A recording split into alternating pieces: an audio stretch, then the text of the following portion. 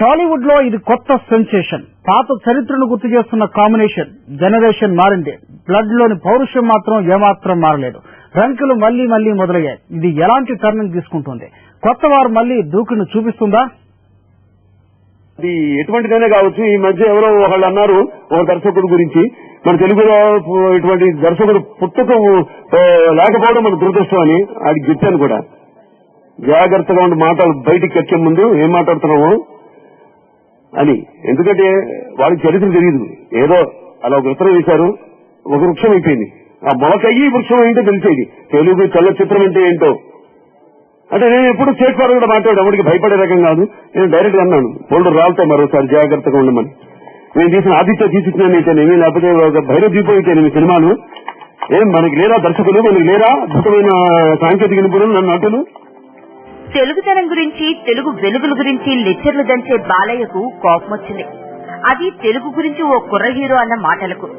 ఇది నిస్సందేహంగా రామబాణం వంటి డైలాగే. దీనిలో ఎలాంటి రాంగ్ టర్నింగ్ లేదు. అంతా డైరెక్ట్ వారి. చూసుకుందామంటే చూసుకుందామన్నట్టే. అచ్చంగా సినిమా భాషలో చెప్పాలంటే నీ అంతు చూస్తానన్నట్టే ఉంది. ఇది ఎటువంటిదైనా కావచ్చు. ఈ మధ్య ఎవరో ఒకళ్ళు అన్నారు ఒక దర్శకుడు గురించి, మన తెలుగులో ఇటువంటి దర్శకుడు పుట్టుక లేకపోవడం మన దురదృష్టం అని. అది చెప్పాను కూడా.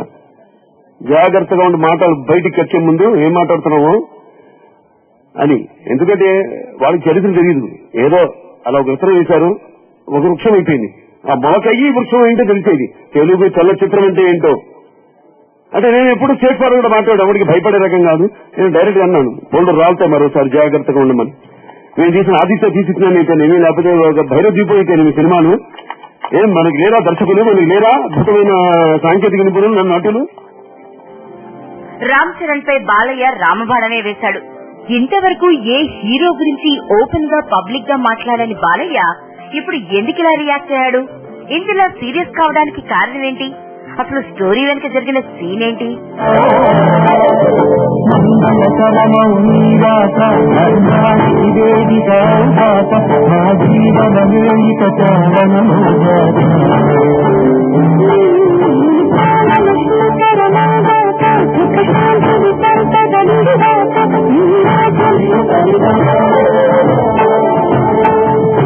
మ్యాటర్ హీట్ ఎక్కడానికి కారణం మగధీరుడు చెర్రీనే. 7th సెన్స్ సినిమాలో డైరెక్టర్ మురుగదాసును ఆకాశానికి ఎత్తేసిన చరణ్ తెలుగులో అలాంటి డైరెక్టర్లు లేనట్టే మాట్లాడాడు. ఇది అప్పటికప్పుడు వివాదం రేపకపోయినా ఆ తర్వాత సెన్సేషనే అయింది. చాలా మంది తెలుగు డైరెక్టర్లు దీనికి హత్యయ్యారు. అయితే వారెవరూ బయటపడకపోయినా బాలయ్య మాత్రం శివాలెత్తిపోయాడు. దాని ఎఫెక్టే ఈ డైలాగ్. పనిలో పనిగా సందర్భం వచ్చినప్పుడల్లా వంశం గురించి చెప్పుకొచ్చే బాలయ్య మరోసారి వంశం మార్కు డైలాగులు జపించేశాడు. పెద్ద ఫ్యామిలీయా వద్దు, ఫ్యామిలీ చరిత్రల గురించి మాట్లాడొద్దు. ఎస్పీ, చరిత్ర అంటే మాది. చరిత్ర సృష్టించాలన్నా మేమే, దాన్ని తెరగా రాయాలన్నా మేమే. వాళ్ళంతా లడీ ఫూల్స్. బాలయ్యకు ఈ మాత్రం కోపం రావడానికి పెద్ద కారణమే ఉంది. ప్రపంచంలో ఎక్కడ ఏ తెలుగు కార్యక్రమం జరిగినా దానికి బాలయ్య హాజరు కంపల్సరీ. అంతేకాదు, ఛాన్స్ వచ్చిన ప్రతిసారి తెలుగు భాష గురించి, తెలుగుదనం గురించి గుక్క తిప్పుకోకుండా ఎంతసేపైనా ఉపన్యాసం ఇవ్వటం బాలయ్య స్పెషాలిటీ.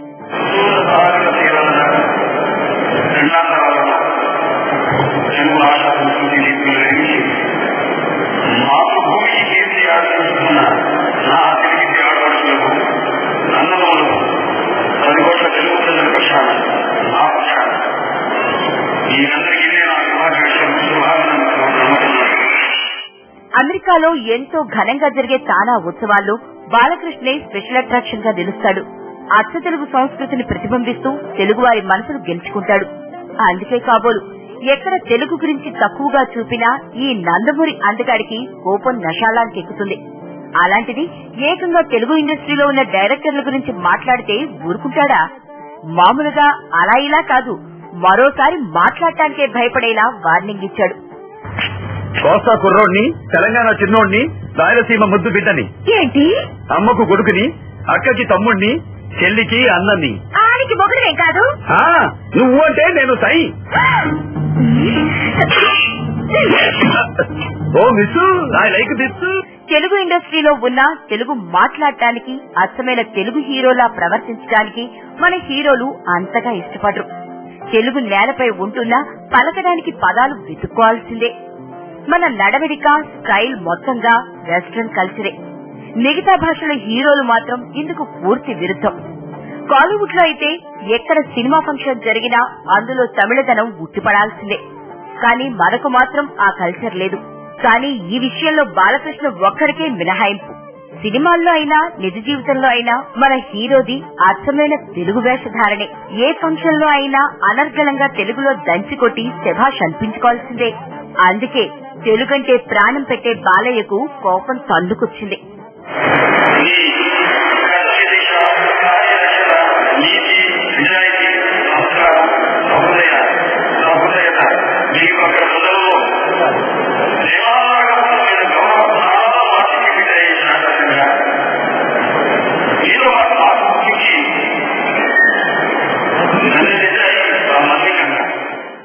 నిజంగా ఇది చరణ్ ని ఒక్కడే ఉద్దేశించి అన్నాడా అంటే చెప్పలేం.